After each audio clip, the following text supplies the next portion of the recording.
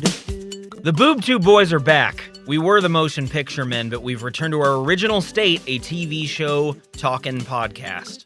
I am Brian Vaughn.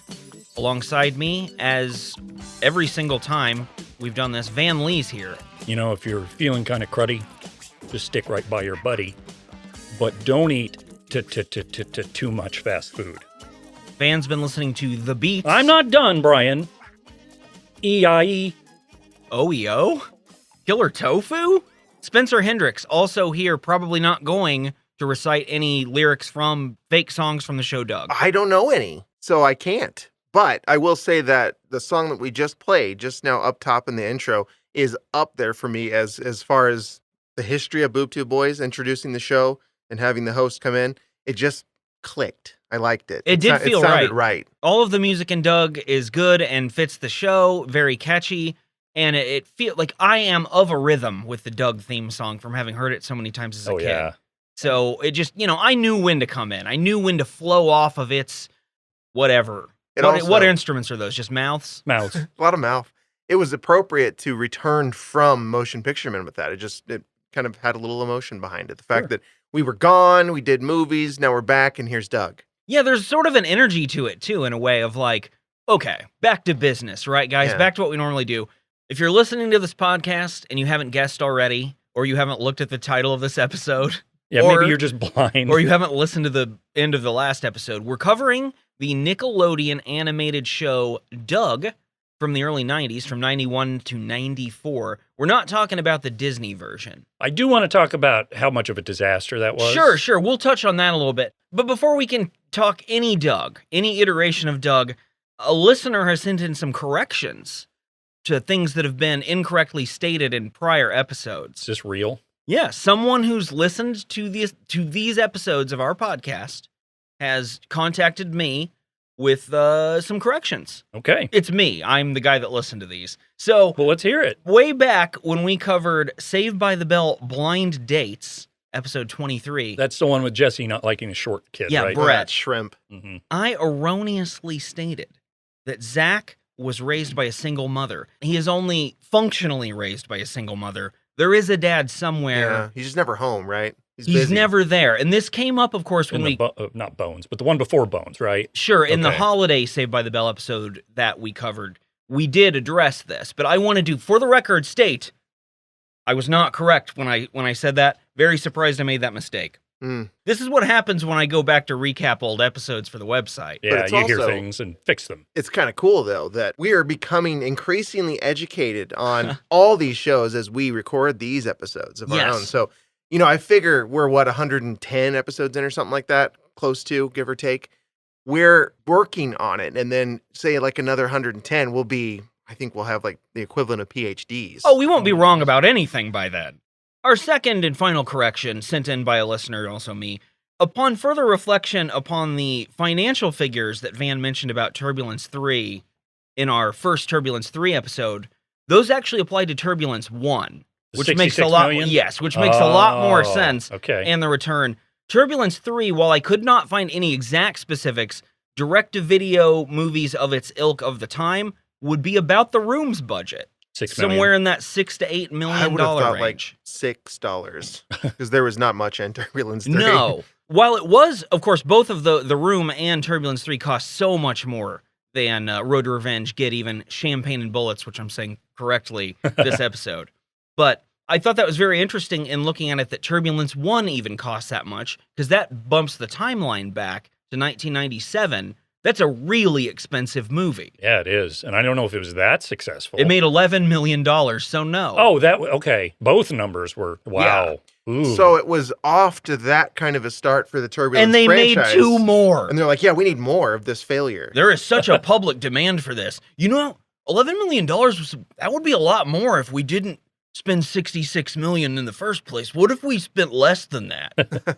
We've got Rutger Hauer, and we need to put him in a movie. Why not Turbulence? That's a good reason. If you have him around, put him in Turbulence. He's at your apartment or whatever. Yeah. His corpse that we've resurrected because, again, necromancy.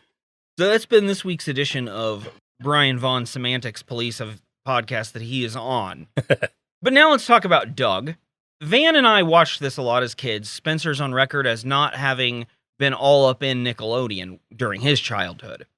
Did either of you know, like, even, because I didn't know really anything about the origin of the show until researching it now. I had learned fairly recently, within the last couple of years, there was maybe not a revival of talk about Doug, but something led me down the path to it.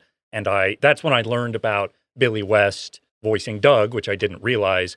And then, yeah, you'd think his name would be Doug. Doug West. Yeah. And then him getting kicked off the show, basically, when Disney bought it, and that whole fiasco. So I'd learned a little bit a few years ago, but prior to that, I had no idea that it was one of the first Nicktoons. I didn't realize that its success really catapulted Nickelodeon to what it was and is. So it's all a fascinating story. Yeah, Doug's a fucking kingmaker. As Van said, Doug is super important. It was one of those first 3 Nicktoons alongside Rugrats and Rocko's Modern Life. All 3 looked different than cartoons really had at that point. They were a little more edgy in the case of Rocko's Modern Life in that it was unapologetically super weird. And even Rugrats, like, looked weird. Doug looks weird. The soundtracks or the scoring is weird, rather. They're all very distinct shows. I think Rocko's Modern Life was certainly my favorite of the 3, but Doug was definitely my second favorite. And I liked Rugrats, don't get me wrong, but I think there was a clear hierarchy when it came to these 3 when I was a kid. You can't really overstate how much they propelled Nickelodeon kind of into the kids programming zeitgeist, I guess. Like, these were a big fucking deal. All the kids on the playground were like, did you see last week's Doug? No, I don't remember anything like that happening. I don't even know how often it aired, but it did air for 52 episodes from 1991 to 1994. It was created by a guy named Jim Jenkins. Basically, Doug was a character that Jenkins was sketching for fun in the 80s, like people did in the 80s. Yeah, because you didn't have anything else to do. You just sketch. Yeah, exactly. Some people did cocaine, but thankfully Jenkins, he was just like, I'm going to sketch a little.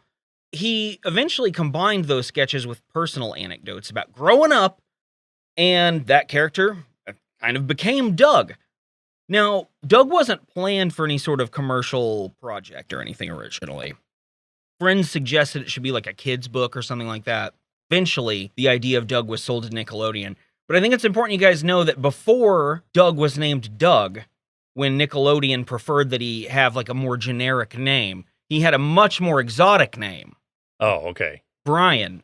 So we went from Brian to Doug. Yeah, to a very exciting name, Brian. I can understand how you don't want to put off your audience with such a fucking ass-kicker cool name. Yeah, it's basically like a hot rod covered in flames. That's what the name Brian is. Yeah. No, in reality, what we almost have here is another little boy Brian. That's true. Well, we might just call him that then. Yeah, but he's Doug. He's so famously Doug.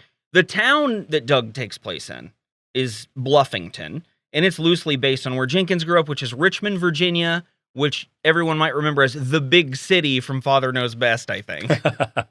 And that kind of makes sense because, for example, like Patty Mayonnaise has a little bit of a southern accent. Yeah, she does. And So, mayonnaise is a traditional, like, Virginian surname. You know what I want to name my kids? Well, I guess you don't choose to name them a surname, but I want to name them after an egg-based concoction that spoils quickly.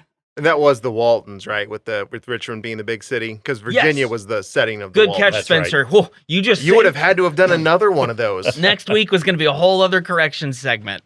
When the listener, me, got in touch with the host, me, and said, whoa, you messed up. Doug is not a super eventful show. All the stuff that goes on in it is just, wholesome, nice. Nobody gets murdered or anything like that. What if they had at least one episode where that happened? Maybe Where, they did. I don't know. Chalky Studebaker's dad gets killed at the power plant or something. Yeah, or it other. turns into Chalky Studebaker's dead after the murder, because he'd be Not alive. right. Yeah. Pretty uneventful show with Doug, but I think it makes up for its uneventful plots with kind of a unique art style and sensibility. I think that's what it's going for, too. Easygoing children's programming. It's just definitely a coming-of-age show about a little boy becoming more of an adult. And by the way, Doug is 11 and 12 throughout the Nickelodeon series. He must have a birthday in there somewhere. Yeah, I did not know this when I was a kid. I didn't know how old he was supposed to be. What do you think they served at his birthday party for food? Probably liver and onions. Yeah, probably. Yeah, Or maybe just a fucking hot dog. dogs. Yeah, hot dog under a platter. Van and I are referencing a Doug episode we always talk about for some reason. I think it's the debut episode. It might be. It might be the pilot. I think it is because it's also that, and then the nematode is it's the same. Is the back dual half episode. of it. You know, we're talking about hot dogs and Doug. Doug was eating that hot dog at Patty Mayonnaise's house. Have you guys ever put mayonnaise on a hot dog? Never thought to try that somehow. I don't love think it'd be mayonnaise. that bad. I love hot dogs. Yeah, I think I've it'd be never all right. done it, but I think it would work because like sauerkraut works, horseradish works on that type of thing. It's a little creamy for what I would like, but again, that wouldn't be the worst thing in the world. It wouldn't be as bad as an Oreo peanut butter jelly. Yeah, Dorito thing when we that did that Spencer made me Patreon episode and ate like toenails in shoe polish. No one from the cast of Doug is super famous or anything like that. Van already mentioned Billy West. He was Doug's voice during the first run of Doug for Nickelodeon. The other main characters here, Roger Klotz, he's a villain, essentially, a school bully, also voiced by Billy West. Constance Schulman did the voice of Patty. Fred Newman does Skeeter, Porkchop, and Mr. Dink. So to me, he's the real MVP of the show. He's a big deal, apparently. He does the Garrison Keillor show. He's been writing music and doing voice acting and all kinds of stuff for years. That's great. And I saw a video where he gives a great tip, which is that he does Porkchop's voice, the dog. And when you think dog, try and do a Porkchop voice. Just both of you, just try it. Rough.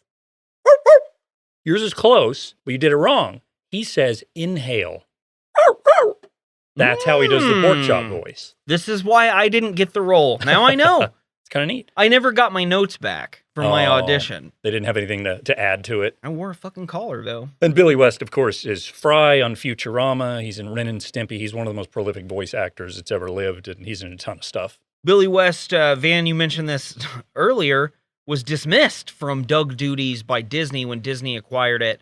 Disney acquired it and started it back up in 1996, and it became a slicker show with a little less of its sensibility, from what I understand. I haven't watched anything but clips recently, just to kind of compare. When I was a kid, I tried to watch it, and I didn't have the Disney Channel, so I didn't really watch it all that often. But the few episodes I caught, I was so put off by Doug's new voice that I was like, this show I don't want anything to do with. And they changed a lot of the character designs. They just lost a lot of the spark that the original had. Well, you already mentioned character, but it took the character kind of out of the show. I did not, when I was a kid, for whatever the reason, know that it resumed on Disney. I found that out when I was too old to care. We were a little too old by that point. Looking at it now, it seems absurd to me that a show that became that popular, that you would change the voice of the title character. Yeah, and it was definitely a money thing. Disney didn't want to pay anyone, so they got rid of most of the voice actors for it. Disney, famous for being horrible, continuing that trend back in the Doug days. The Doug days of summer. Oh, that's perfect. We see most of the cool characters in Doug in the couple of episodes that we cover. I was trying to go for that. I do want to give quick shout-outs to Al and Moo, the weirdo dork twins, and Principal Butt Savage, who isn't even mentioned in either one of these episodes. Do you ever see Principal Butt Savage, or is it always like Doug's talking to a chair and we only see the back of him? I am not certain, I don't remember. and I do not want to get on my bad side and get corrected. Like Steinbrenner and Seinfeld. Yeah, very much like that. Great. And then Hal and Moo, I watched a clip on YouTube the other day. There's an episode where Doug, I guess, has to interview their dad. So Doug's at their house, and they're terrified of Doug seeing their dad. And this is the kind of concept of every Doug episode, in that the imagination builds wild, and that's what it does. Those two are nerds, so Doug thinks the dad's this evil scientist, and he keeps having these imaginative flashes of the evil scientist putting Doug in a jar and throwing him to the moon or whatever. But anyway, the dad comes home before Hal and Moo can get Doug out of there, and they start freaking out, and one of them runs over to the wall and starts banging his head into it. It's very bizarre. But then the dad comes in, and it turns out he's a baker, and the kids were disappointed. I remember the dad this now. Wasn't an evil scientist. But Doug's like, oh, I ate a bunch of donuts, and he loves it. And that is a good window into what Doug is, which is it's showing the vivid imagination a kid can have, but that you can harness that. It doesn't have to be scary. You can be a powerful ally, especially if you're like Doug and you just moved to a new town, like Bluffington. Our first episode we're covering, it's a two-parter, as most Doug episodes are. Season 1, Episode 3, Doug's Dog's Date and Doug's Big Nose. The first half of this episode is about Porkchop, Doug's dog, going on a date. So let's talk about that first. We get the Doug intro screen, which really takes me back. The orange on white screen Nick logo, the sound, the little sound it makes. Mm-hmm. You get the Doug theme song that's illustrated where the whole cast has this moving line attacking them.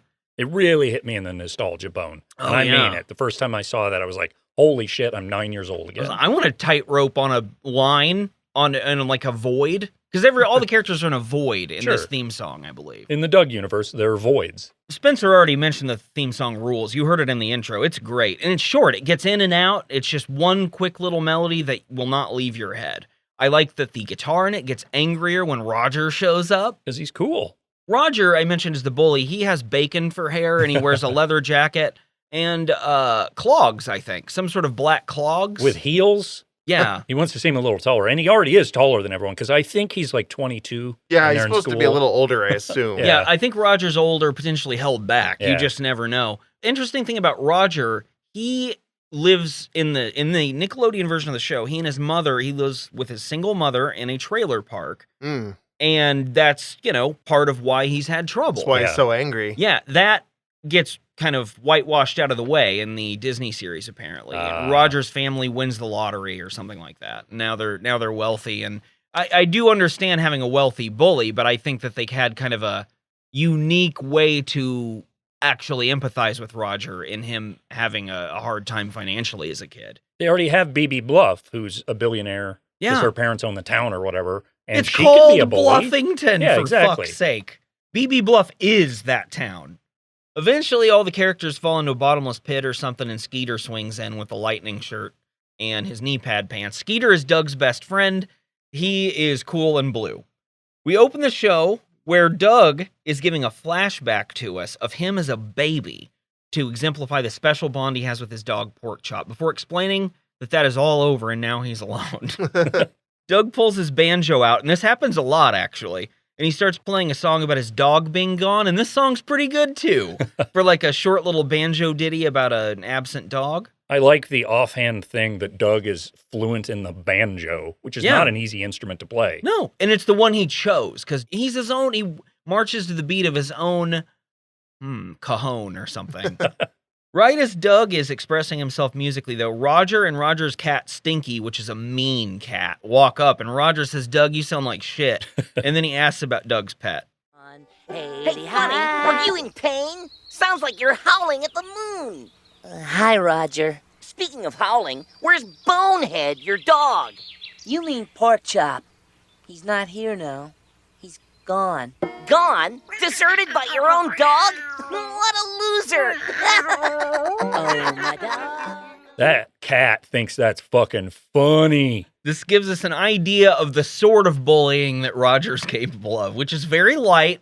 I do think it's legitimately funny to call someone a loser for their pet running away. Doug agrees with it, though. He's like, yeah, it's kind of true. No, man, you nailed it. Hit me right here. I do deserve this, Roger. Okay, I have no background in the show, but as soon as you meet Roger in this scene, you know, first of all, because he's an asshole, but you know just because of the way he was designed, what he is. He's so jarringly yellow, and his cat's pink, right? It's like the colors are so arresting. That scene is completely redirected when Roger appears, so you can kind of tell what his role is supposed to be. And let me ask this. We did this fairly recently, I think, but can Roger Klotz wear a leather jacket? Yes. I think so. Totally. He pulls it off. Much like Tommy Keating, he's too old to be there, and he probably wears it for practical purposes. Like, he probably falls on asphalt a lot, either in fights or motorcycle drives. Spencer, that's a really good point. Doug does this with a lot of its unique characters. They get their own musical themes and their own distinct color palettes, and I think it does. It changes the mood when the character enters the scene. It really sets the tone. And yeah, the art as a whole in this show really had a mood with it, and that's coming from me not having experienced as a child, so it can't just be nostalgia. You really do feel a certain way when you see the art in this show. It just does something. It feels soft and it looks soft. And I mean, this is going to come up a lot. I'll go ahead and say it now. I loved watching these. I suppose a ton of it is nostalgia, but it is delicious. It's fun. It is. It's a tasty little treat of a show. I kind of wanted to just jump in there and live in that world with them when I was watching this because it's so cozy. Like Bluffington, I guarantee everybody makes the same amount of money, probably, despite what I said earlier about Roger's family, which disproves my current statement. Well, he wins the lottery and gets elevated to their status. That's true. There is this thing where a lot of people postulated that Doug's intention, the writers, the characters, all that, was to blend race as well. So that's like we don't have just white, black, brown people. We have blue people and purple people. And there was this thing that Skeeter was supposedly supposed to be a black kid, but that's how they drew them, as blue or whatever.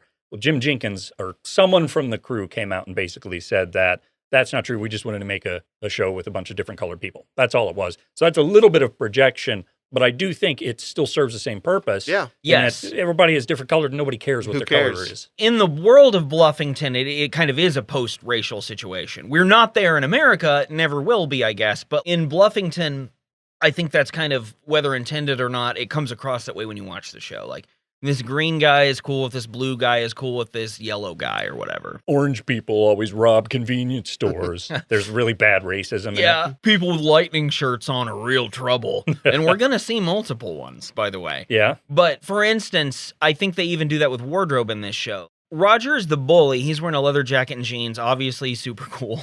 Skeeter has his lightning bolt shirt on and his baggy pants. Doug dresses like every preppy kid in 2000, actually, like sweater vest and cargo shorts. But they all interact, right? Like there's no ostracization here. I think that's kind of also part of the show's weird blending. No one's so mean that they even walk away. They're like, no, I'll sit here and have this conversation with you. And like Roger just constantly makes fun of people and they're all very nice to him. Now maybe they understand his home life. I don't know. That maybe that's looking a little too deeply. When I was a kid, I was always drawn to Skeeter. Skeeter was one of my favorite characters.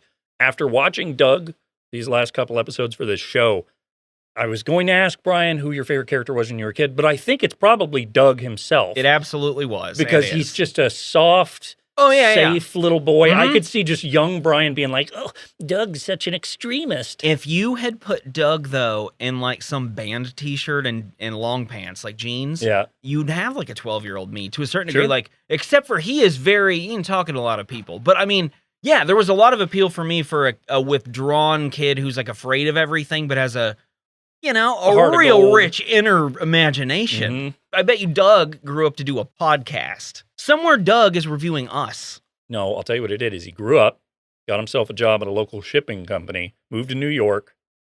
Really? Oh, no. Really? No, I don't agree with this sentiment at all once I caught on to it. Got a little heavy, married this obnoxious woman. They have different last names. His last name is Heffernan. Witness protection, Brian. Maybe he saw a crime. Although, he saw Roger kill somebody. Let me point out right now, Patty Mayonnaise and Leah Remini sound kind of the same. Sure. Yeah, but Patty Mayonnaise is nice and cool. Right. Yeah. That's kind of the problem. So's her dad. The last one's debatable, but we'll see. She's, okay, in these, she is very sweet and helpful. And she does play beatball. I enjoyed her. Oh, yeah, okay. But I don't know her full story. I think she's pretty good at beatball, too. We'd have to check the stats. Have you been to Beatball Reference? Which is her ERA by the end of the season? We get the title card here, where the light goes off. BB beat on balls. Doug and Porkchop are there, and we see that this part of the episode is called Doug's Dog's Date. So we know there is a chance during this episode that Porkchop will have sex, but we don't know for sure. Well, when you shared the episode, it was Doug's dog date. So I thought first Doug was going to date a dog. But then it's Doug's dog's date. Really changes things. Yeah. No, Doug never does find himself romantically attracted to a dog in the series, to my knowledge. Huh. They didn't take that path in like season 3 or whatever when they're running out of ideas. This is why you get out while the getting's good. Disney probably did do a bestiality storyline. Sure. It's what they've done to Star Wars. It's what everybody's talking about and complaining about. Ugh, ever since Disney acquired it from Lucasfilm, nothing but bestiality. Well, Luke is milking that thing. It's like the best part of that movie, too. His big grin. Yeah, it's great. Doug tells us Porkchop has been acting strange lately. Just sort of lying around, sedated and satisfied, not even interested in paper plane playing. Then, when the Peanutty Buddy truck pulls up outside Doug and Porkchop's house, Porkchop doesn't even care, and he loves eating a food that could kill him. Oh, I would kill a man for a Mr. Swirly Peanutty Buddy. I would kill a human being to eat one right now. Can a dog eat peanut butter, though? Yes. Okay. Because there's that... Oh, no, God. Yeah, they can, yeah. There's that thing in pop culture where people put peanut butter on their dicks and let their dog lick it off.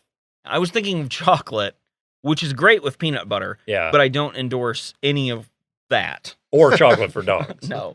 Or, you know what? After covering the room, I do not endorse chocolate in sexual play either. Fair enough. I've seen too much of it, like 40 times. Well, that's difficult not to endorse it since chocolate is the symbol of love. We'll let it remain symbolic. Doug takes Porkchop to the vet, whose name is Dr. Dorsal, like the fin that's on a fish. Shouldn't he have been a dolphin or something? I think that would have made it better. If this was BoJack Horseman, he would have been. Turns out, though, Porkchop is not sick at all. But before finding out that piece of information, Doug has like a daydream where he switches species roles with Porkchop through a transfusion and starts eating a bone. Here's my problem with this. Mm-hmm. Doesn't make any sense. How's that going to solve anything? It just means That's now true. Doug's going to be a sick dog as opposed to a healthy Doug. It seems like you've caused more problems. Yeah. Maybe by Doug getting into the dog's body, he knows what the dog's feeling now. He can figure it out. Yeah, in his human brain. Okay. I don't know. I was confused during that scene. It's technically still a dog brain, though. Yeah. It just has his... Yeah, so wouldn't he become a dumb dog? I mean, Yeah, this would be, this is just face it off. was super confusing. I was analyzing it heavily on this Doug episode. Well, dreams, they may or may not mean stuff in these scenarios where you're switched with a dog. Science isn't clear. I was thinking of it as they just switched it so Doug was still himself, but he had been transferred into the dog's body. Right. But It's like a spirit. but that didn't happen. Doug was just the dog. Doug was Porkchop. Right. Imagine the horror when Doug finds himself attracted to this dog that Porkchop likes. Ooh. That's why you don't mess around with turning into a dog. And again, the bestiality theme, it plays out. Dr. Dorsal says, Doug, look, Porkchop's not sick. You're going to need to do a little bit of detective work over the next few days to figure out what's wrong with him. Doug hears the word detective, gets super excited, and then imagines some sort of Dragnet parody called Dognet, which Pretty is good. amazing, thus leading him into his noir persona, which this happens every now and then, where Doug kind of hits the streets, but he does not smoke cigarettes or seduce women. What's your favorite Doug persona that you remember? I think we're going to maybe, we might see him next episode. Okay. You like that one? But- Well, we won't mention that one, but shout out, of course, to Wanna Jack Bandit. Yeah, amazing. What about Smash Adams, the James Yep. Bond character? Because he's great too. Or just Quail Man, for that matter. Yeah, Doug's very own superhero where he wears his underwear outside of his pants and ties his belt around his forehead. Also known as the Carradine. Oh, rough. I watched that first Quail Man episode last night just for fun. It's genuinely funny and with jokes I didn't get when I was a kid, like obnoxious stuff. Like their planet, the home planet of Quail Man is just called Bob because quails supposedly, when they make their noise, they sound like Bob White. You guys know this? No. Yeah, this does sound familiar, actually. This is a thing, like when you hear quails, they go, and it sounds like they're saying the words Bob White. I think this is a thing my grandpa told me. Yeah, it's like an old thing that they used to say that. But then also, he would be like, and now, as Quail Man, I must use the powers available to all quails. The power to bob and dip a little. Like, it's genuinely a funny episode. No, it has that gentle humor here and there that just, it tickles you. You'll smile. You won't laugh out loud probably, but you'll smile. And his villain is Dr. Klotzenstein. Oh, wow. Yeah. So obviously there's a Roger connection there. Mm-hmm. Well, Doug needs to figure this out. What is going on with my adorable little fat dog? I like Porkchop. He's one of my favorite characters, too. Good dog. Doug's hiding behind a tree like a creep with a notepad, watching Porkchop abstain from chasing a car, which is also weird for him, when all of a sudden Doug gets distracted by some galloping fellow kids and just wanders off with them. This is weird, too. Like, he's just practically like, I'm going to leave my dog out here. I saw other kids. I've got to follow them. Well, but the thing is, these kids are quite the motley crew. You've got BB Bluff, who's the town heiress, as Van mentioned earlier, Chalky Studebaker, who's the jock of the school, Roger Klotz is there, and Patty Mayonnaise, which is the reason why Doug abandoned his dog for good and doesn't care if he gets hit by a car. It is his golden-haired crush of the whole series. Isn't that just a deep statement, though, about this whole episode we're going to find out? Huh. About the onset of puberty and how you can't quite reason things out correctly because you're too horny. That's what this Doug episode is about, underneath all the dog stuff. The group of kids wants Doug to go play beat ball with them, but he's never played despite, this whole town being all about beats. But I guess he did just move there recently. What do you think beat ball? What's the rules? Is it just baseball? It's baseball. They just say beat. You don't think there's anything different? Like they hit a beat? It's got to be something a little different. I think Like the ball you run the other way around the base. That's fine. I like the idea of the ball having a root, like a beat. Okay. You have to pull it before the You inning? throw the ball with the root, from the okay. root. Yeah, it's actually horrible. You hit a lot of people. Like slinging it. Like a, Yeah. Okay, I get it. I get the picture. Not only do these kids want Doug to go be friends with them and play beat ball, Patty wants Doug to be on her team and she'll teach him how to play. which probably means they'll get married, right? It's going to be that thing where, like it's stereotypical with golfers where the lady is standing there holding the club and the male professional comes up behind her and wraps his arms around. Except in this case, it's vice versa. It's a reverse. Patty's wrapping arms around little Doug. Mm-hmm. Perfect. She's got those tan hands around his sweater vest. Because Patty's super tan. Yep. It's got that Brady Bunch look. The little bit. the dark skin and the really blonde hair, which bothered me in the Brady Bunch episodes. I talked about how a lot of blonde people are kind of pale, and it was jarring to look at all those kids in the Brady Bunch being all tan, like California tan with that golden white blonde hair. And Patty Mayonnaise kind of has a little bit of that. She does. She's just a lot more relatable than the Bradys, though. Oh, yeah. Doug, unfortunately, he can't go play with the other kids, though, because Porkchop ran off and took his Walkman with him.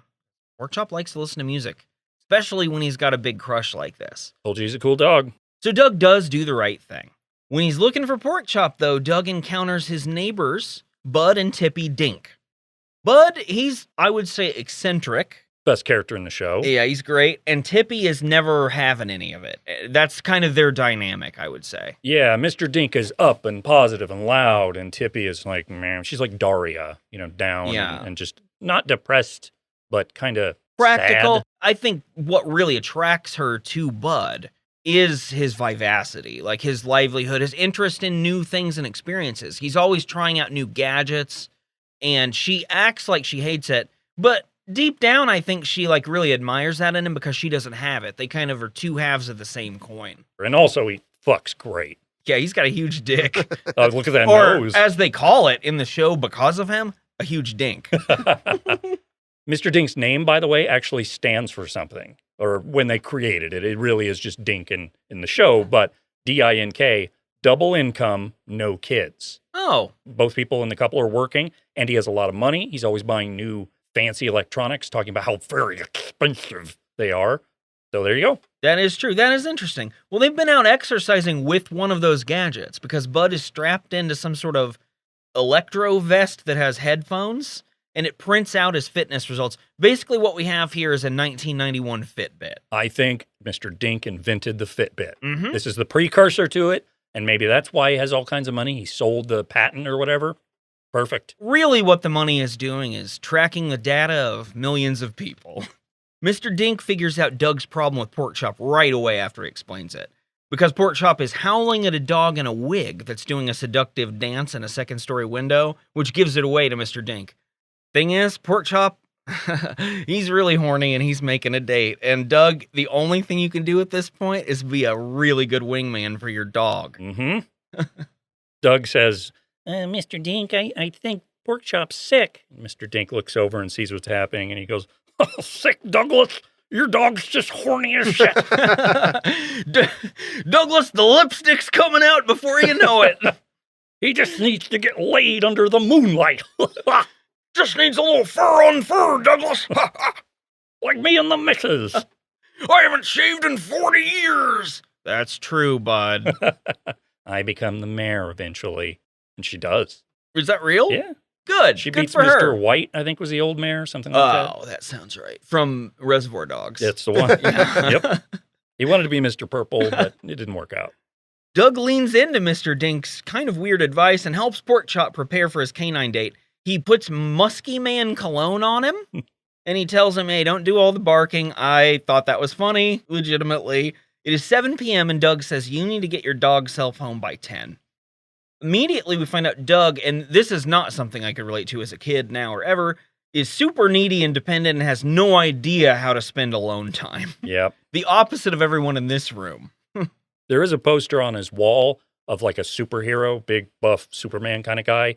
And on the poster, it just says, Man o' Steel Man. He has another one with a boat sinking and it says loose lips on it. And that shows up a couple of times.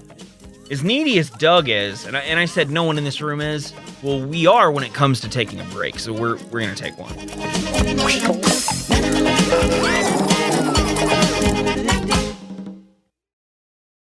Doug's first idea to spend time while Porkchop is gone is to play barnyard chess, which is a chess set that makes animal sounds. But it's a two-player game. It doesn't work because why would that work? It's still chess. Yeah. I mean, if Doug were like a grandmaster, he could probably practice some, I don't know, some of Bobby Fischer's moves or something. He could work on it. I know some really high-level chess players like to play themselves for the practice, but I don't think Doug's doing that. Yeah, you have to work on your openings Yeah. and stuff like that. Are Yeah. either of you good at chess? I'm not. I have played it a lot, but I don't know it in the way the really good players do. I don't know, like, there's all kinds of different openings. I would know the names if I heard them, but I don't know how to do them. Chess, I've never played it in my life. Really? And it is a thing that people have, I don't know, almost anyone I've gotten close to has been like, you would like that and be good at that. But I agree. I have never done it. Well, it's one of those things where I don't want to sink the time into it because I don't have the time to do so. Plus, unless you are truly like next level and you can memorize everything and you have a mind like an encyclopedia for all the different variants of moves, you can only get so good. Like, right, you're I never guess going to be crazy good. if your only reason to play would be to be the best in the world, you wouldn't want to do it. Because you'd have to start when you were like 5 or something, probably. Like everything. And be a prodigy. Yeah. Right. But I think it could be a fun thing to do with other people that are. I love chess, honestly. It's a great pastime.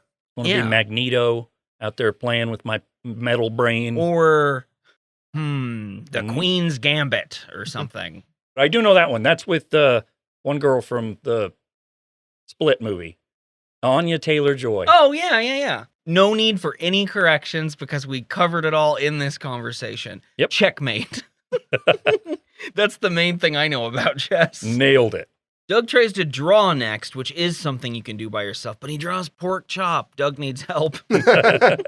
He draws it so fast. I was impressed with his drawing skills. No, Doug's good. I mean, Doug probably has the Jim Jenkins hand.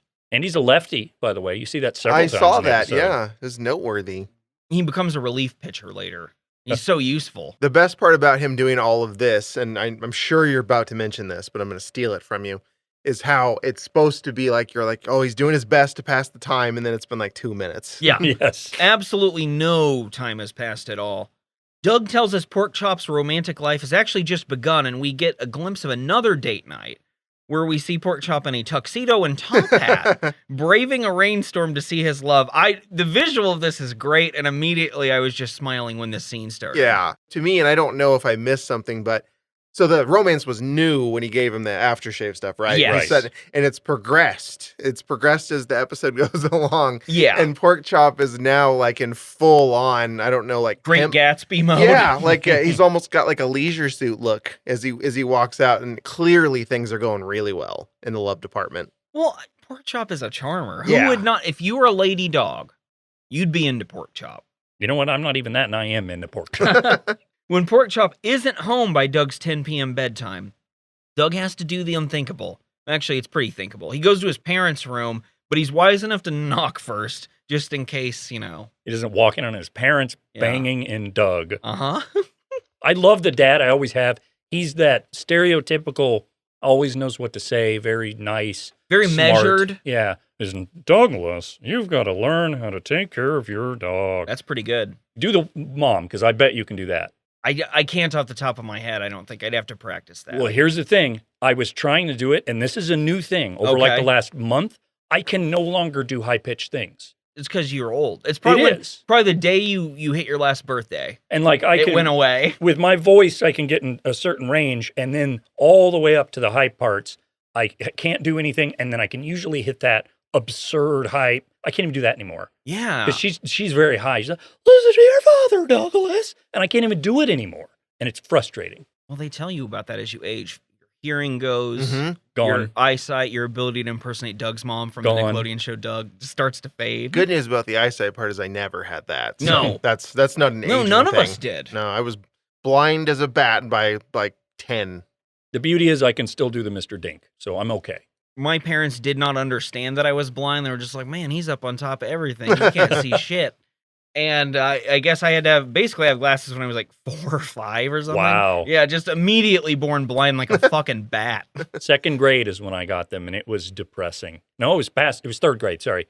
But I remember not ever being able to see anything. And then finally, that third grade year, I could read what was on the board. Oh, yeah. And it was great. But also, kids are mean. And Yeah. I was like popular in kindergarten, first and second grade for what that's worth. Third grade, nobody talked to me. It was crazy. I like because of to the think glasses. kids aren't like that now. Like it's a more accepting world. I like to think kids don't do that, but I bet they do. I bet they do, but I hope so. I'm with you. Because glasses aren't a big deal now like they were in like 1992. They don't look like they did in 1992. Those giant ones. Yeah, if they still looked the way they did then, it might not have been more acceptable. I think glasses now are, I don't think anyone views them as some sort of stigma. Not at that this I know point. of. But yeah, I mean, kids are kind of different. Maybe animals, you don't see any animals wearing them. Weird. Bald is another thing too. That's a lot more. It's not as frowned upon, although it never should have been. But like you'll see, no one questions the bald guy anymore. No, I think it's pretty universally cool, actually. Like, maybe this is due to my love of Stone Cold Steve Austin, partially, too. That could have But done it. I think anyone that's bald will be able to kick the shit out of me. Sure. Spencer's going to kick your ass right He now. does it all the happens every time. podcast session. So many threats. Yeah, well, that's another thing though, is people who are bald don't look like they looked in 1992 or Yeah. any other time. Yeah. Like people used to have Oh, like good point. they had some hair and Yeah, they let nobody it grow a bit. and now it's known, it is known when you are starting the balding process, go ahead and shave it. It will look better. And now there's a thing where people get that, and it's just not quite as awkward looking as it used to be. Yeah, like Jason Alexander and Seinfeld like would have looked his actual age probably That's if he so shaved weird his to head. imagine though, George. Fully bald? Yeah, that's Oh. I can't even picture it. The hair's coming off, Jerry. George is getting sleek. With not being able to see as a kid, my big thing, and I still can't get past this as a 40-year-old man almost now, is I had to sit close to the TV because I couldn't see. I did too. So now I just like to do that. I like to be up in things that I'm like computer monitors. I catch myself when I'm playing a game. I'm wearing glasses. I can see just fine. I will be up on that monitor, like I need to be able to see it. I still do this too. Exact same thing. It's the part of the problem where my posture's fucked. Like, Yeah, 'cause I yeah. slouch. The lean in is happening a little bit from the curvature of the shoulders anyway. Sure. Yeah, I mean, I have the slouching thing anyway, and then I also can't even sit like upright I have to also lean forward, like the opposite of slouching to look at the screen. So I just do everything but what you're supposed to do with your posture. We're all moving back toward being on all fours Yeah, pretty much. by just leaning forward constantly. The only time I do and I know what you mean, the get right up on the monitor thing, is when I'm too high. I will, like, I'll play a game or work on something, everything will be fine, and then suddenly I'll realize I'm 3 inches from the screen, and I'm like, why am I doing this? I have to whip my head around to read anything. Some of the fun times that I can remember of, like, you go to bed like after you've had too much to drink and you try to look at your phone, and I have so many memories of just giving up and going one-eyed with it because I couldn't focus with Yep. both, so I just squint at it with one eye and read until I fell asleep. Like, this will do. Oh, impaired vision. We've talked about Doug's parents a little bit. They are Phil and Theta. They're up reading in bed. They both have wavy, lush hair, which is different than Doug's hair, which is lines. Do you think he's bald or just thin-haired? He just has lines for hair. Okay. I like it. Like 8 lines. Doug's cool. I agree. Fucking nerd. Doug tells him what's going on with Porkchop, and Phil says, worrying about a pet, that's actually a sign of maturity. And Theta cautions him, though, and says, look, you might have physical damage from worrying, though. Like, you might get lines and wrinkles. Phil says, look, Porkchop's fine, but Doug isn't sure about this, and then imagines that, like, a scared Porkchop is being chased by a car. So we get another little kind of visual scene here. Doug goes My- off. How the turntables have turned. The car is the predator now. Doug goes off into his own head a lot. It's great. It's great. It's very relatable. Doug says, look, can I be excused from your bedroom? And then he wanders outside into the rain as a child at like 11 or something. He quickly sees Porkchop. Porkchop's coming home in his formal wear and dancing around the lampposts, just oblivious to the world, clearly in deep love. Probably got laid. I bet. Yeah, I think so. Doggy style. Doug then This does... is a dog. Is that just missionary for them since that's Yes. normal? Yeah, Yes, it is. what do they call everything else? Like, I don't Probably know. Human something like, style? and that's it. Oh, good point. Maybe. Doug does what you should just never do, and he issues an ultimatum. Look, you can choose, Porkchop, between your dog girlfriend or me, your best friend human. Porkchop doesn't answer or pay attention to this. He goes to bed inside of his dog igloo, just completely paying no attention to anything that's going on. What a cool doghouse, though. It's amazing. Yeah. I would love to have well, first of all, I would need a dog, but I would also Not necessarily. I did have a kennel, as you know, Brian, in Yeah. my utility room that I was getting for a dog. Dog part never came, so it's just a kennel by itself. But I would love to have that igloo for a doghouse. Well, this doghouse does rule, and the next morning, Doug goes out to it with some doggy delight treats. As a peace offering, he knows he's been a demanding asshole. He rings the doorbell, which this doghouse does have, which is cool. It also has a satellite dish. Doug crawls inside when nobody answers, but Porkchop's not there, and the soundtrack turns dangerous because Roger's here again. Roger reiterates to Doug that you are a dog treat eater, you are disgusting and terrible, and then says, I saw Porkchop walking that away with a suitcase. Well, I'd just be like, well, guess what, Roger? You're a fucking gossip and a busybody, and you need to work on yourself a little bit more. I know, Roger is kind of a man about town in the sense that he goes and kind of picks on just whoever he sees next. Yeah, he's got to get it out of his system from his hard home life. That's true. And that explains why he's always wandering around. He doesn't want to be at home. No. Our next scene is very important because we're going to meet Skeeter for the very first time. He is Doug's best friend, and he's an all-around good guy. He's the kind of guy that, like, who would not like Skeeter, you know? He kind of gets walked over a little bit, and we see that in the next episode. But overall, he's a happy dude he's there for He's you. adventurous, too. Mhm. He's kind of your friend that gets you into a little more stuff. Has a lightning bolt shirt. Yeah, which that tells you right away he's adventurous, and that he likes weather phenomena. Also has lines for hair. Oh, yeah, maybe that's what drew them together, I was Doug gonna and say, Skeeter. I guess that was their bond. They're playing barnyard chess in the park, and it's working a lot better because there's two of them. Skeeter has expert best friend advice to Doug. Get a new dog. Doug imagines this new pet is actually a lobster that does not know how to fetch and crushes his nose with its big, fat pincers. This is a pretty cool little scene. Doug takes offense to all this, like the simplicity of just get a new pet to a certain degree. So would I. Yeah. That's horrible, Skeeter. I genuinely find the Doug playing fetch with a lobster flash thing Yeah. funny. Yeah, it Whatever is. they are. It's pretty cute. Whenever they do this, and I don't remember it happening before this scene where everything is like a solid color. And I know he does that sometimes in his own little mind world that we go to a lot. What I was talking about with the mood setting, it does that here when you see the lobster being just kind of starkly standing out. Yeah. The whole thing is like red, I think, or something, or most of them. Most of them are red, and the lobster is this aggressive color in there, and you can see how he feels about this idea of a different pet, and the lobster representing what an unwelcome addition to his life that would be.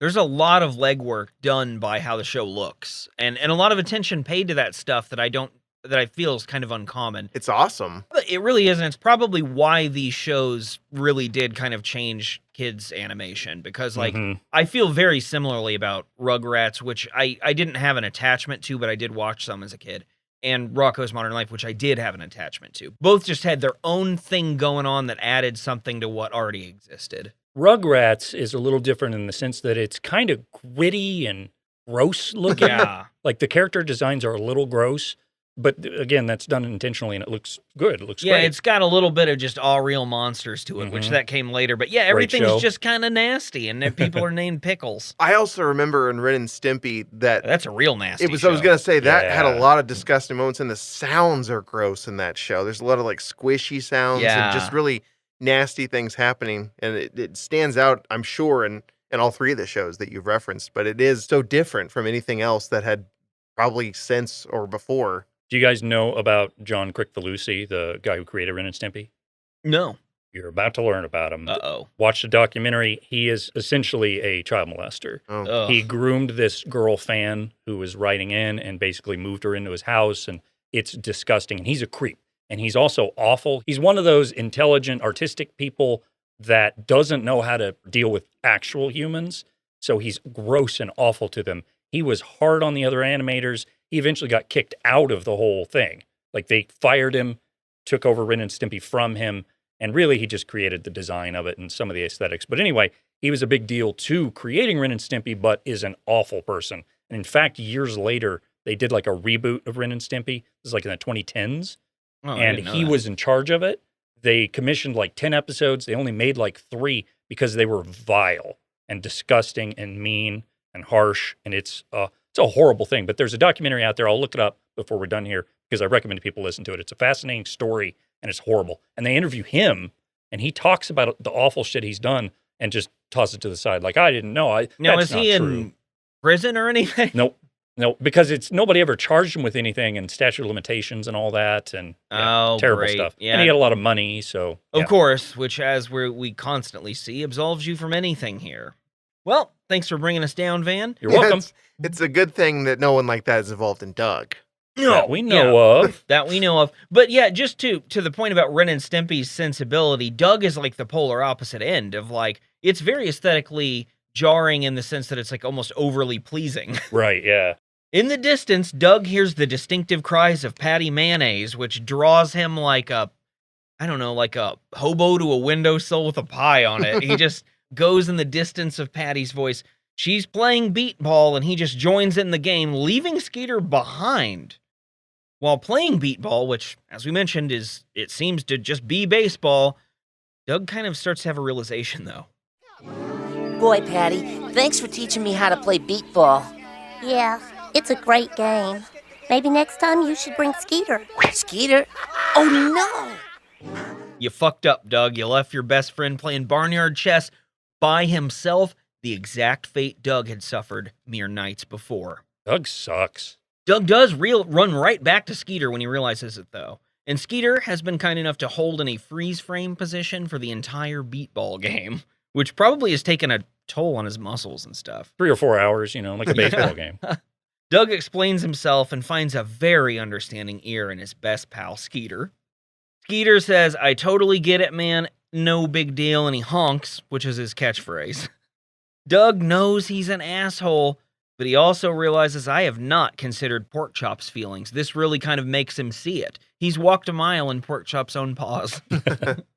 "Maybe Porkchop's at home waiting for me," Doug says, and Skeeter says, "Yep, let's go see. I'm going to quickly demolish you at Barnyard Chess, and then we'll go to your house." And he does. He wins. Well, there is an episode where we find out that Skeeter's like a genius, and he's not a rough home life, but like his dad is always angry. That's what I remember about him. And he was, but anyway, Skeeter's a genius, so of course he'd be good at chess because they always they correlate. They go hand in hand. I'll tell you what else. Well, if you're that kind of genius, I'll tell you what else. His real name, Skeeter, is Mosquito. So there's that. Mosquito Valentine. And I think there's an episode where his parents like gaslight him into saying like, no, that's a real name. Really? Mosquito is a real name. I see why he did have a weird home life then. From his angry dad, naming him after the worst animal. Yeah, one that causes plagues and stuff. Or dinosaurs to come back, though. That's cool. Sure enough, there's Porkchop on the funny porch steps right next to Doug's banjo. Doug and Skeeter walk right up to him, and Doug says, "I love you. I'm so glad you're back." They all sit down, and just then, that dog Porkchop loves walks by with this big, thick jock dog. Just a sexy-ass hunk of a dog. Who gives no shits, and he's strutting, too. And he like goes, Which is the kind of bark where you're like, that's a stud. Doug realizes right then and there what's happened. Porkchop got dumped by his girlfriend for this other, admittedly hunkier dog. Doug, Skeeter, and Porkchop play that little banjo song together until all of a sudden Skeeter's missing, and he's been drawn to the end of Doug's driveway by a pizza delivery girl outfitted in her own lightning bolt t-shirt and billowy yellow pants just like Skeeter's. They leave. That's the end of the first half of the episode. Skeeter's about to learn his same lesson, I assume. In Skeeter's defense, It was pizza. it was pizza and a woman dressed exactly like him. Hottest thing that's ever That's happened. pretty incredible. The odds of that happening are so low, unless we're to believe that these lightning bolt t-shirts are like... Super popular. Yeah, like they're 1 in every 5 kids has them. It's like, I don't know, like a Big Johnson shirt or whatever.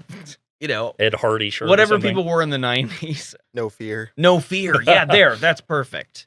Billabong. You remember that? That was a brand. BK Knights. That was shoes.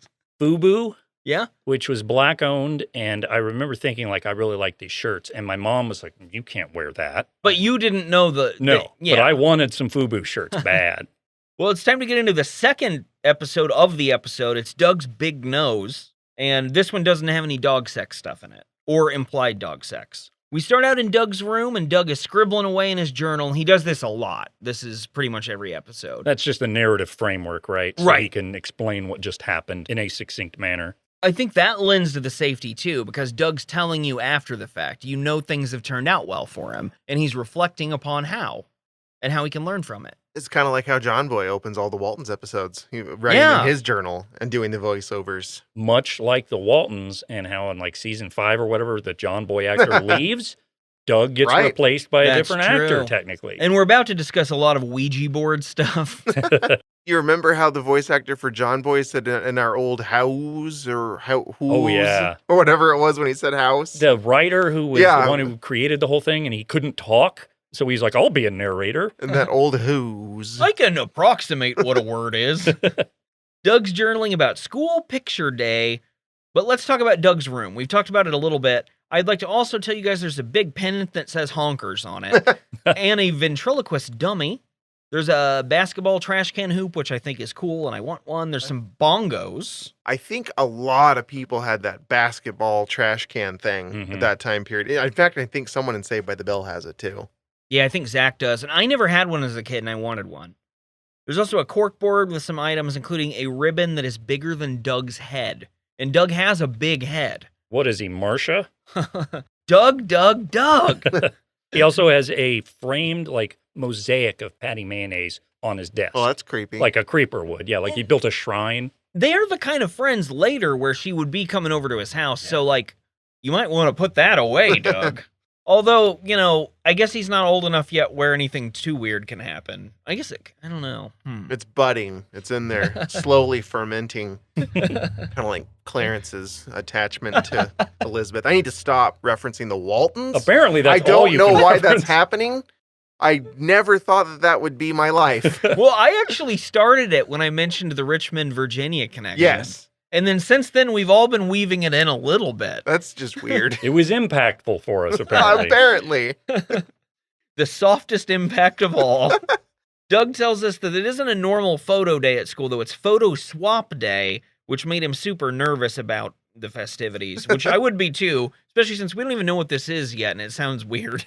Now that we know what it is, did either of you have that at your school? I didn't know that was a thing. No. And I would have hated it. Picture day, sure, of course, obviously, but I don't remember there being a thing where when you get your pictures, you're supposed to go trade it with other kids. Is this supposed to be kind of similar to signing yearbooks? It looked like it. Or senior photos. I know that when people, like not everyone. Sure, has senior photos, I know you hand out. You're supposed to go around and hand them out like they're playing cards or something. But I have never heard of this concept, and I didn't know if maybe it was just because I didn't do it and other people did. Senior photos, for those who were unaware, that's when your mom really wants you to get your photo taken at a nice place wearing dress clothes, and you say, this isn't representative of who I am, man. This just isn't me. I'm a free spirit.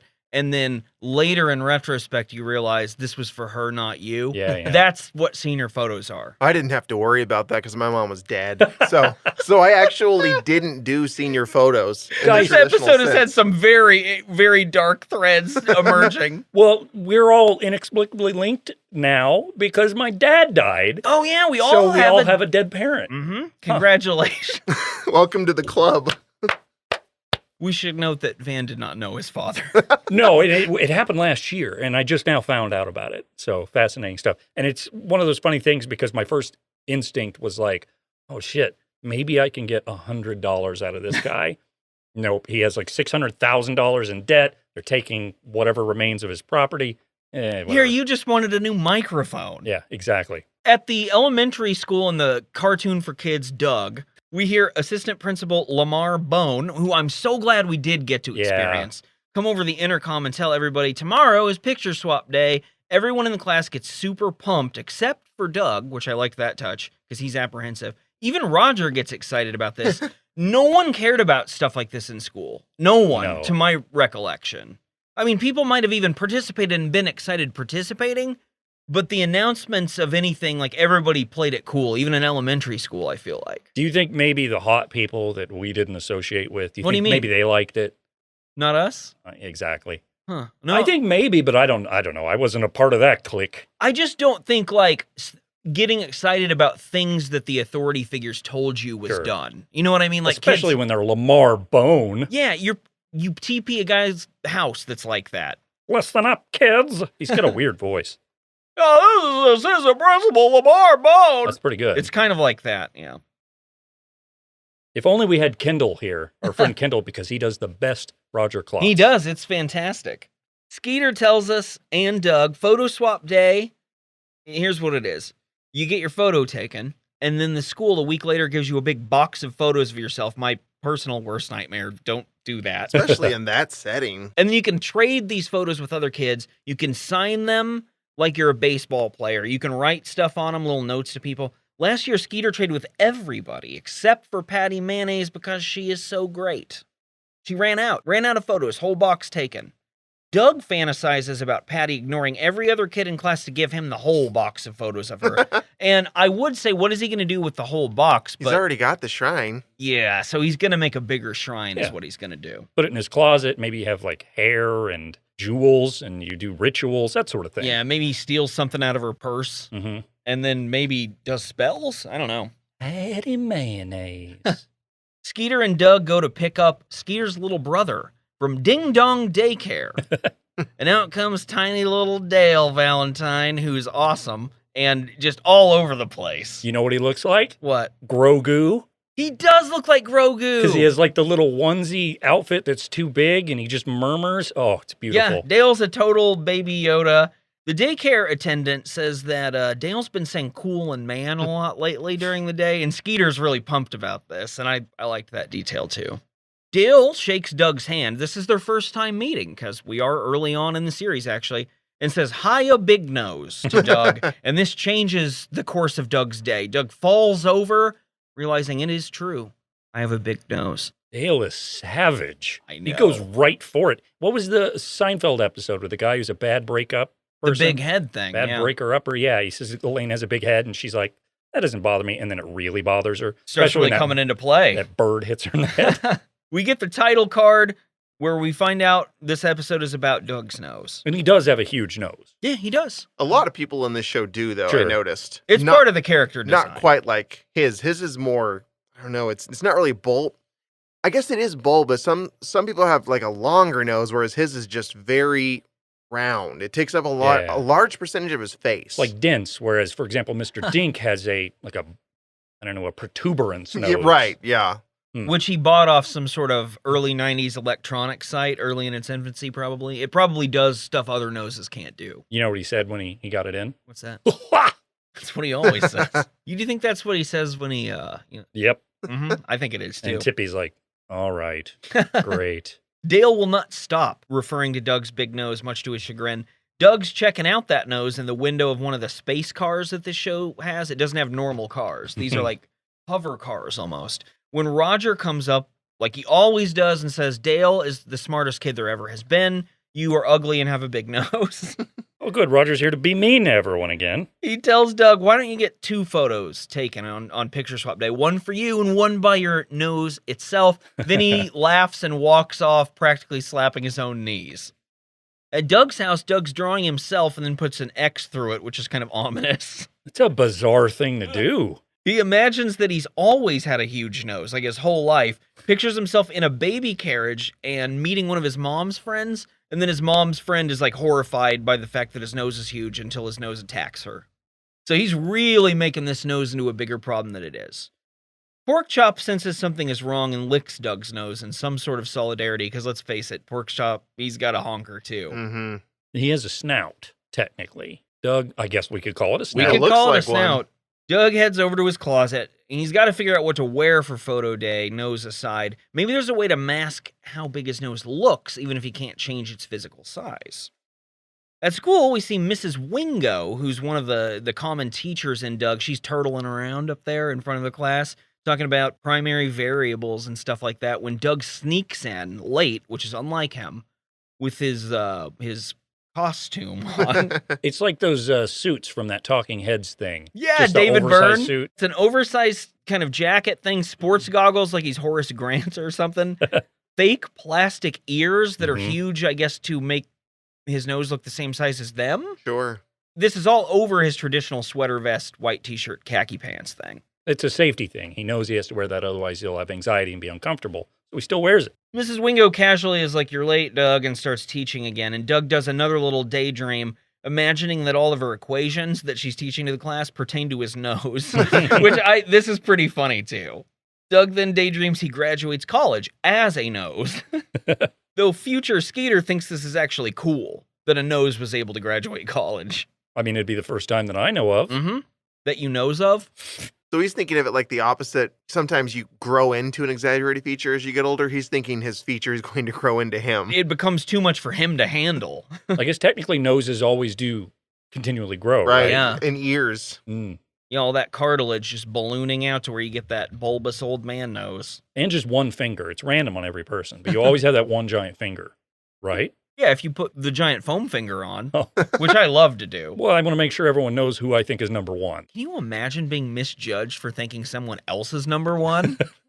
Doug starts to panic about this nose stuff, and he runs out of the class into the bathroom. He takes off the fake ears and correctly assesses, this is my anxiety. This nose is not even a big deal. People have big noses. Then Roger pops out of a bathroom stall from doing God knows what in there. I don't know what Roger does. Maybe smoking a cigarette, maybe just taking a big shit. Yeah. Maybe the bathroom stinks. It also might be an AC Slater deal where he stands on top of the toilet waiting to instigate. Mm-hmm. Because Roger does just wait to instigate. Yeah. That's his role in every episode we're covering. He's great. He's basically Buckethead guy in Turbulence 3. Craven, Doug, Georg. Roger calls Doug Pinocchio, because nose, you know. He says, maybe, Doug, avoid being a loser, just don't go to photo day. Nobody wants your stupid picture. Which is pretty mean. Doug goes into his little mind again. He's giving Patty a photo, only for the photo itself to punch her in the face because of the size of his nose and leave her crying and on an ambulance. The way she screams like, your nose punched me. It's hilarious. It is great. And how she adds at the end, call the ambulance. Yeah. Yeah, this show is good. I'm going to say this a lot of times, but I'm charmed by it all over again and very pleased that I am charmed by it. Sure. Because I was kind of afraid it would be more bland than this. Yeah, you'd be disappointed after watching it. Yeah. Full stop. I'm not disappointed. Yeah, with it's just Doug. got so much going for it. We're back out of Doug's imagination and in the school. Lamar Bone and his tiny circle mouth are announcing that photo day is starting now in reverse alphabetical order, as in Z for Zamboni. So Doug's got a while. His last name is Funny. Because they named the funniest character in the show Funny, right? Yeah, Doug's hilarious. All the kids start filing out of class. Roger starts to comb his bacon strip hair for all of his adoring fans, and he asks Doug how it looks, which I actually like this too, because Roger is super insecure, Mhm. and occasionally it'll come across that he actually does value Doug's opinion and that he is worried about his own stuff. Doug says, hey, your hair's nice and pointy, and Roger punches him with a comb for the effort. Pointy is something Roger does not like his hair to be called. More on that later. But it is accurate. What's wrong with that adjective? At lunch, Skeeter and Doug are sitting together with plates of beets and glasses of milk, which is all any of the kids can have, which is disgusting. It's just beets, nothing else. That's horrible. That's vile. I don't know if it's this scene, but there's a cafeteria scene where there's a big display case of like apples behind them. Yes, it's this one because I thought, why doesn't anyone have an apple? Yeah. They only have beets. I'm not sure how exciting an apple is in that setting, though. Compared to a like fucking beet. Of course, but I like apples just fine. But if it's like you're advertising it in your little display, I'm not sure I'd be like, fuck yeah, I want an apple right now. That's their highlighted item. Like the best thing they have is apple. I do think it's a situation where if you've only had beets for a few years, first off, Yeah. your bowel movements, oh my God. Wow, powerful. But an apple probably starts to look like a pizza. It would. At that point in time. Oh my God, it's so sweet. It's like a Granny Smith. I will say I'm not a big fruit guy, but I have done a couple of those gimmicky sort of meal plans for 30 days or whatever, like the Oh, whole yeah. 30. Mhm. I've done those, and you really can't have any kind of sugar at all except stuff that occurs naturally within foods. And when you do that for a little bit, fruits are fucking amazing. They're so good because you can't get sweetness in anything else you eat. Well, let me tell you guys a story about last night. I've mentioned on the show that I'm getting better about that. I quit drinking tea. I really don't do much sugar. I will get the low sugar stuff or the Do no you have a sugar stuff. relapse? I hope it's a relapse story. I so badly wanted some tea. So I did. I bought a jug of tea. It's in the fridge. Help yourselves. And You delinquent. But here's the thing. I haven't had any tea for weeks. So at midnight last night, I'm Uh-oh. working on stuff. I'm like, I'm going to have some tea. I've been craving it for a while. Had a big old glass of tea. 3 a.m., 4 a.m. rolls around, and I'm bouncing off the fucking Yep. walls. I couldn't sleep. I fell asleep at 10 a.m. this morning. Whoa. Yeah. Yeah, So well, I you're learned not my used lesson. to caffeine any longer. Nope. Skeeter tells Doug about getting his picture taken and says it's really cool. The camera ruins your vision. And then he honks a bunch. Patty and BB Bluff sit down with their own milk and beets, and Skeeter asks how their pictures went. They say it's really good, but everything keeps leading back to a bunch of rhino prefix words. Nose stuff. Nosy, big noses, staying out of other people's noses, whatever. Get out of that nose. Yeah. They say you can pick your friends. And, get this, pick your nose. But what can't you do? Pick your friend's nose. Yes, you should never reach your finger into any orifice on your friend. That seems fair. Unless it's consensual. For sure. Like if you have a relationship where you two are comfortable picking each other's nose, gross. Or ears. If you Or have ears. some sort of whole friendship, then go for it. That's what they should just call, like, marriage. Well, Whole friendship. We've got a whole friendship. We've been whole friendship for 10 years. Oh, yes, the silver anniversary. Let's renew our whole vows. By fucking, I guess? Is that how you renew those? No, it's the same. You just do a ceremony. You put your fingers in each other's noses. When Doug gets upset about all this nose reference stuff, Skeeter asks him not to get his nose bent out of shape, and that really sets Doug off. He storms away. He doesn't want to do picture day. Skeeter says you have to unless you're sick. Cue Doug at the school nurse's office. This is Nurse Ivy. Doug has yellow dots on his face and says he has turkey pox, maybe kangaroo flu. Could be a beet allergic reaction. I thought that was particularly funny because that's all anyone eats. Yep. Like this would have never come up before now. Like the desks are made of beets too. Everything is beets in this I think town. it's all Bluffington has. BB probably made that fortune on beets, her family. The beet fortune, sure. Mm-hmm. Nurse Ivy is buying none of Doug's shit. Doug has to leave and he has to get his photo taken. Ugh. Beforehand, though, he's staring at his nose in a window reflection, imagining everyone giving him all sorts of negative feedback about his face.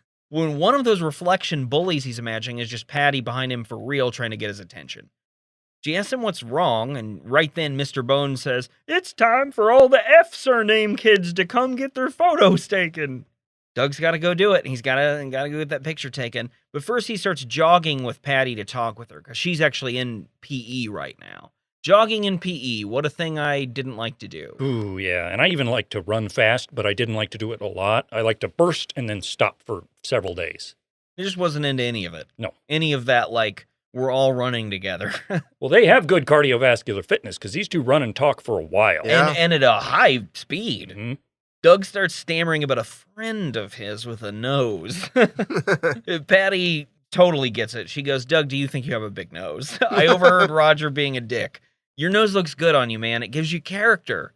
This is the best thing Doug's ever heard since Can You Play Beat Ball With Me? And he falls down and eats shit right then and there on the sidewalk. Love struck entirely. Well, see, that is why in the first half of the two that we're talking about here, I said Patty Mayonnaise is cool. And you, Van, you act like maybe she's not. And what we see, that's pretty great. Like, she totally saved his day. Basically, his life was over in little kid version.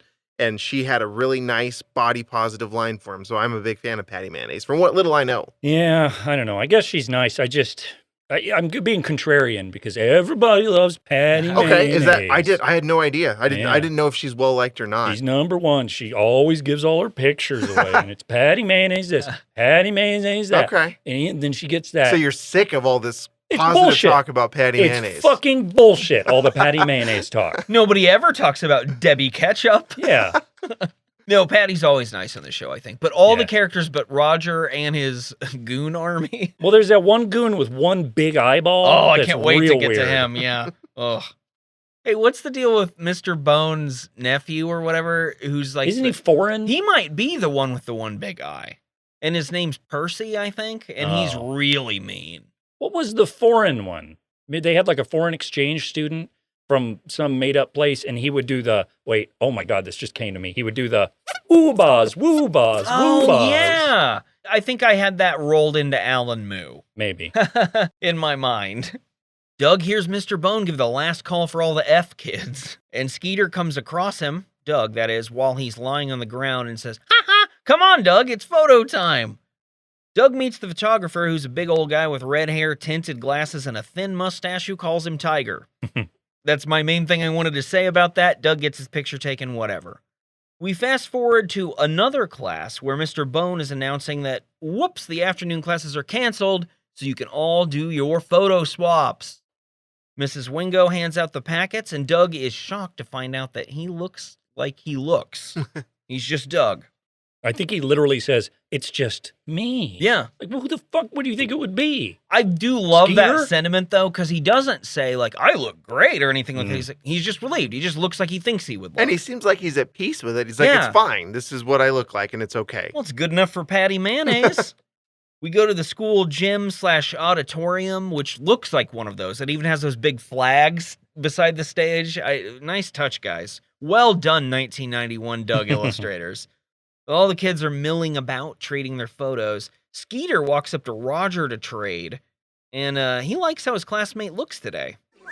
Cool hair, Roger. I like the way it's all nice and pointy. Yeah, what do you know, skeet face? Which begs a question that was posed to us some 80 episodes ago when we covered Hey Dude. Well, boys, we can still build that skeet shooting range we was talking about last year. Yeah.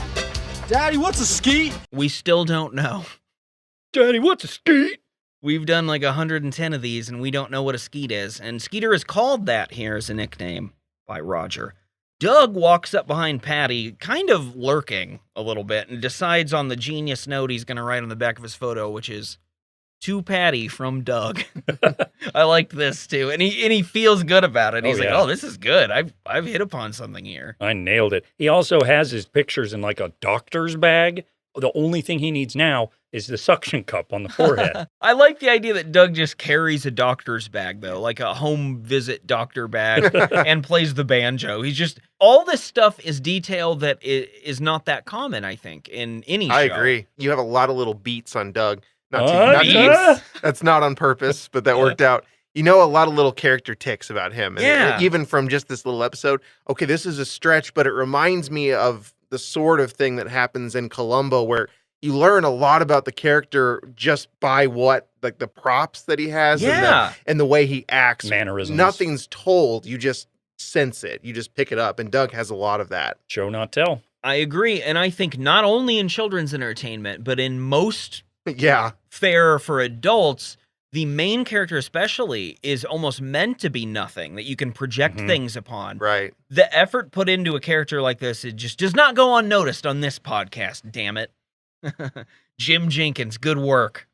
Doug and Patty, they trade photos. This is huge for Doug, and Patty likes it. Like, this is all good stuff here. She doesn't say ew or anything. Skeeter walks up and goes, whoa, I've got Dale with me, and that's cool. You got Patty's photo, Doug. Riding high on this, Doug wants to trade photos with his best bud now. Hey, Skeeter, can I have one of your pictures? I can't, man. Well, why not? Dale ate them. Yum, yum, eat 'em up. Yum, yum, eat 'em up. I love everything about that clip. What kind of name for a toddler is Dale? Dale? Yeah, Dale. Yum, yum, eat 'em up. And of course, the Dale ate 'em, which the way that line is read, it got me. He was like devastated. He was like, Dale ate 'em. Doug asks Dale, hey, you're not calling me Big Nose anymore. And Dale responds by biting his nose really hard. He's like, you know what? I can do the psychological attacks, and I can do the physical ones too. Chomp. Dale, he can do it all. 5-tool player. We're back at Doug's house. He's journaling with a big nose bandage on. He's telling his journal how Patty saved him from his big nose fears. He looks at her photo, admiring it, and just remembering how great of a friend he has in Patty. Porkchop comes in and slams him with a cold compress right on the face. He's trying to help, but he's a little aggressive. He doesn't have thumbs. He's a dog. He's a dog. A horny dog, but a dog nonetheless.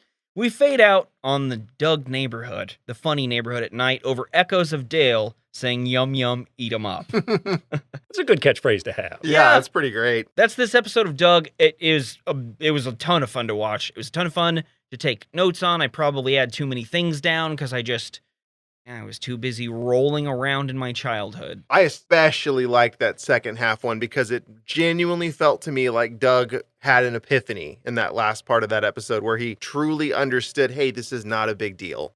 And his character moved on and made peace with things. And it just felt it. I could get a sense of it in a way that I didn't expect to with a show like this. And it's a very positive show, and they do that. And it's for kids. That's so awesome. It's a good way to teach kids to learn, hey, you're fine, you're normal, all that stuff. And they do a great job with it. Do you ever think about your childhood and kind of stuff you saw in the Midwest or were around and wonder, like, how did I get some of like the better qualities that I have? Maybe it's from watching Doug. I think it has to be because based on where we've grown up and how different we are from the people here, I think we learned lessons from shows that we took to heart that other people don't. I think some people will watch shows like Doug or whatever, and they won't internalize or even be affected by the message. And that's interesting to me because even if it's a message I don't like, I still notice it and can recognize it. But I just don't think a lot of people can. Or even like a lot of the stuff we're talking about what makes Doug so good, the sweetness and its distinct style and decisions. I think that like the show's intent is going to land better for people who are more inclined to appreciate that stuff anyway. And that probably even as kids. Anybody else have anything else to say about Doug this week before we get out of here and think about what we'll say about Doug next week? Well, final note, the documentary I mentioned earlier about Ren and Stimpy is called Happy, Happy, Joy, Joy, as it obviously would be. So go check that out. It's a fun thing there. We've got more Doug to cover, so I'll save what I've got left. We do. We'll be back with a season 4 Halloween-themed episode that actually takes up the full runtime. It's not split into 2 stories. How rare is that, do you know? There's only a couple. It's super rare. I do want to mention some things, which is go check out Bootu Inc. on YouTube. Go to bootuinc.com. That's our website. Please review us on Apple Podcasts. Give us 5 stars. Say how much you love us, but mainly just give us the 5 stars. We'll get a tattoo of Skeeter and Porkchop or something. And, of course, Paranta's head. And Paranta's head. He's always in there. He's in Doug. Necromancy. That should be mentioned just kind of offhand. So I'll say that too. Go to Bandcamp. Go visit the band Red Dress. They do music for this podcast. One last plug to get in. Honk, honk.